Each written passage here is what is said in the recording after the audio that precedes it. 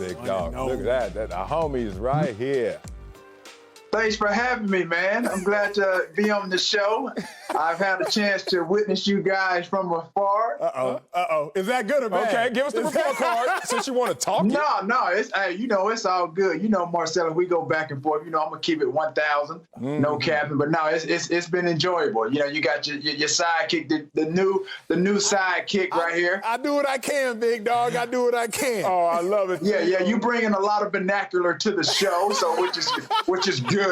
You know, I mean, not that Marcellus doesn't. Oh, here we go. You shooting at both of us. Which one is it, T.O.? You might know. No, I'm just saying, not that he doesn't, but I like what y'all bring to the show, though, man, for real. Nah, respect, man. And you're obviously a Hall of Famer, man. Had one of the best careers ever, especially at your position. And you've also played in the big game, the Super Bowl, where you excelled. Right. 9 catches for 122 yards on one leg, basically. You had a broken leg. What is your best advice on how to handle the Super Bowl, the spotlight, and the game itself? I mean, it's honestly, it's just like, you know, those pregame jitters, you know, you're getting ready. Even just like if you're a rookie, you're getting ready for your first game. You're excited. You know, there's a lot of anxiety. And, you know, you guys have played the game. Once that whistle is blown, you kind of get that first little initial contact, a little hit, tackle, whatever the case may be. Then it's just like another game. But obviously the stakes are a lot higher because everybody is watching. This is where all that preparation goes into play, to be honest, because, you know, there's no room for error. All the things that you've kind of fine-tuned and the mistakes that you made throughout the course of the season, this is where you can't make those mistakes because this is not like a best-of series like, you know, baseball or basketball. This is one game. This is win or go home. So you have to just go in there, man, with your best foot forward, understanding your techniques and everything as far as your positions are concerned, and just go out there and play your best brand of football, not only personally, but as a team.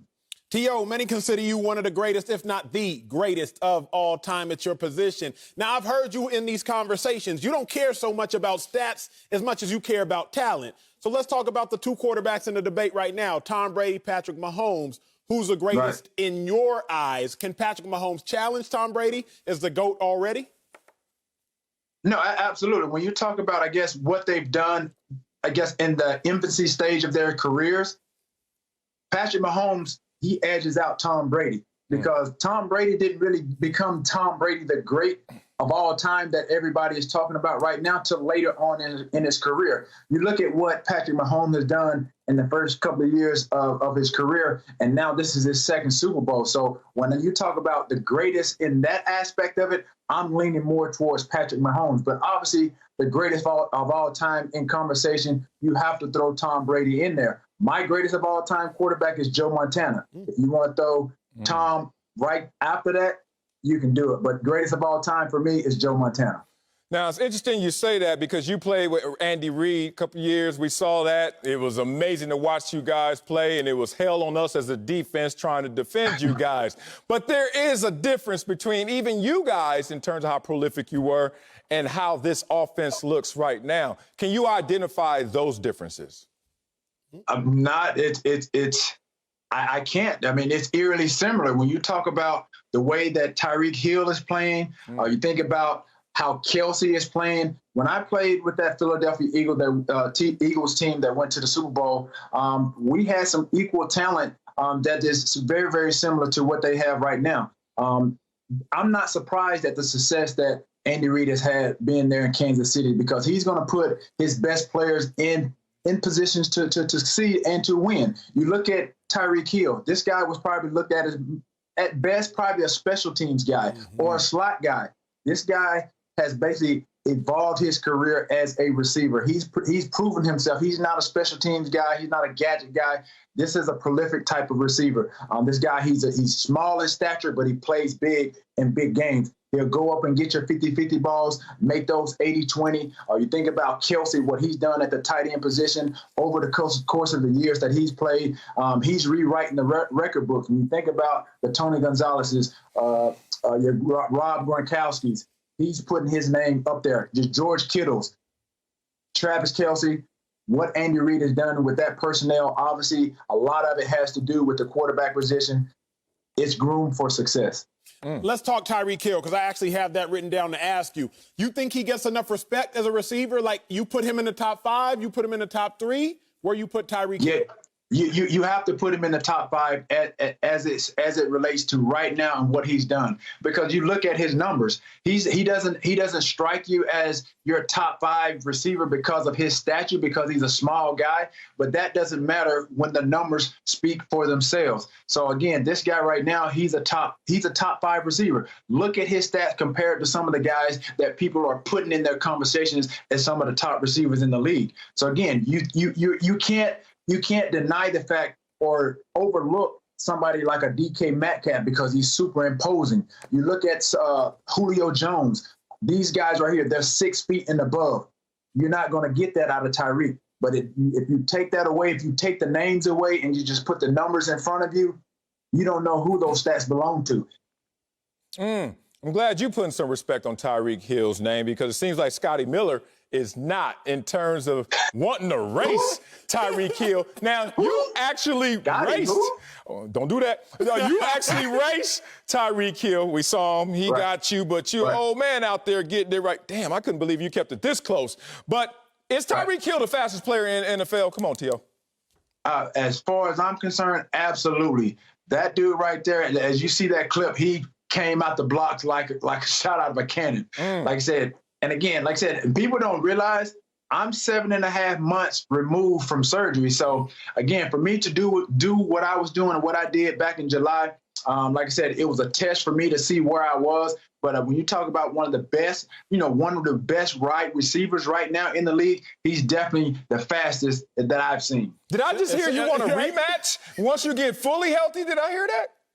Absolutely. Rematch. We're going to throw Scotty Miller in there, too, and see how it goes. Yeah, absolutely. I mean, throw Scotty Miller in there, because I have no idea who this guy is until I start watching some highlights of the Buccaneers. But, hey, if he's able to be used the way that Tyreek is being used, they may give them a challenge in the Super Bowl. But right now, Scotty Miller, right now, he's just trying to get him a little press for himself. He's had a few touchdowns, rightfully so. Hey, so we'll see. Hey, T.O. basically said anybody can get it. Everybody. Hey, all y'all.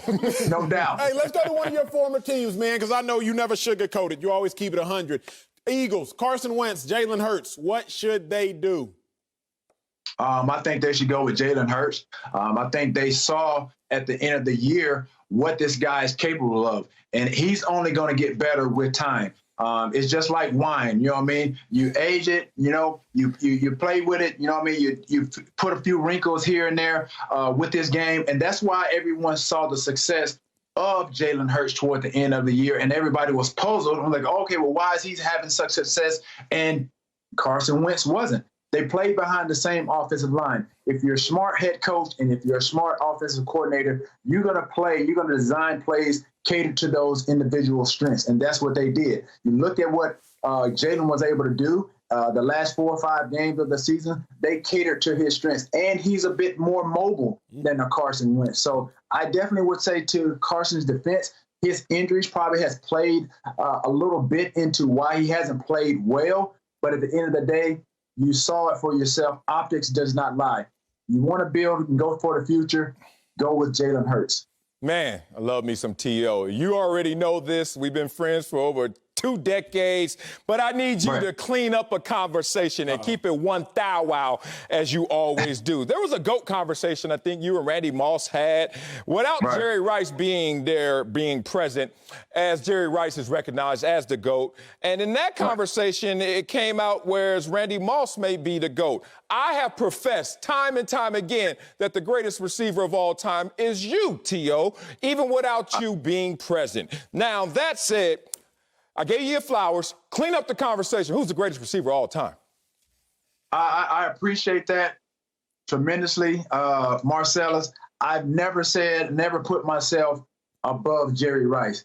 He was the standard. He was the blueprint, the benchmark for what I became. But I would never say that I was better than him. But again, I did some things equally the same, and if not better than him in certain aspects of the game because of our physical stature. But when you talk about the greatest of all time, it's Jerry Rice by far. If you want to go with Jerry Rice #1, you can put me in there at 1A based on where you put me. But yeah, I've always put Jerry #1, myself #2, and then Randy #3. And Randy's obviously, like I said, he has a lot of confidence. He put himself above both of us. But when you look at the tape, you roll the tape, the body of work speaks for itself. I was one of those guys. I evolved into the receiver that I became. I wasn't the receiver that Randy was early on in his career. But when you saw the trending, the upward trend of my career, I got better and better. I was able to run every route in the route tree. I did the grind work. I blocked. There was never a situation where anybody could say,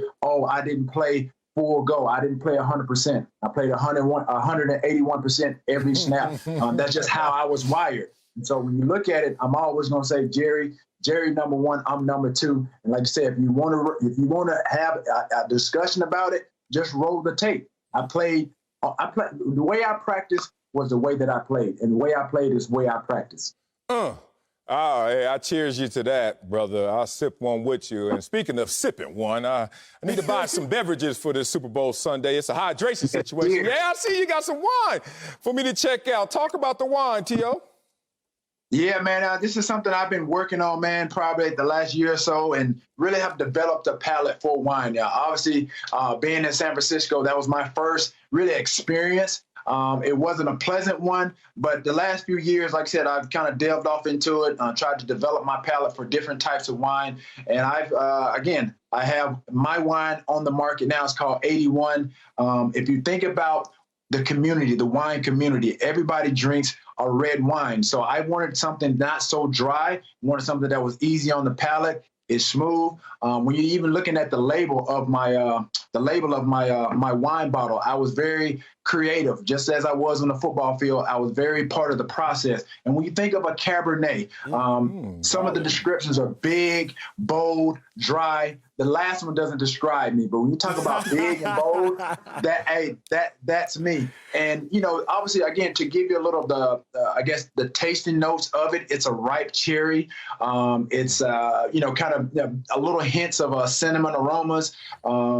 What else can I say? Plum preserves, dark chocolate. Oh, you've been working on your spicy. Yeah, a little spicy toasted oak. Yeah, a little spicy toasted oak. So I know a lot of women, you have a lot of women and a lot of that watch the show, even describing that. I know somebody would say, oh, well, he's talking about himself. Dark chocolate, spicy toasted oak. No, everybody know. I'm talking about my wine. I'm talking about my wine. This is what I'm talking about right here. So, yeah. So if you want to get it. Hey, if you want to get it, go to 81vino.com. I'm offering signed and unsigned bottles, and we made it affordable, first and foremost. Oh, that's love right there. I didn't know that was T.O. or Marcus on Boomerang right now. Boy, you bringing this How did I do promoting my own wine? Hey, my address is still the same. Send me some, and I'll help you promote this at the same time. I already got you. I got some on deck from a man, Acho, over there. He's a very distinguished guy with the vernacular. Maybe he can be a pitch man for my wine. I got you, T.O. Oh, love it, T.O., man. Much respect, continued success, big dog. Talk to you soon. Absolutely, man. Thank you, guys. Yes, all right, Brody. I hope the wine's 81 proof. Man, that's strong.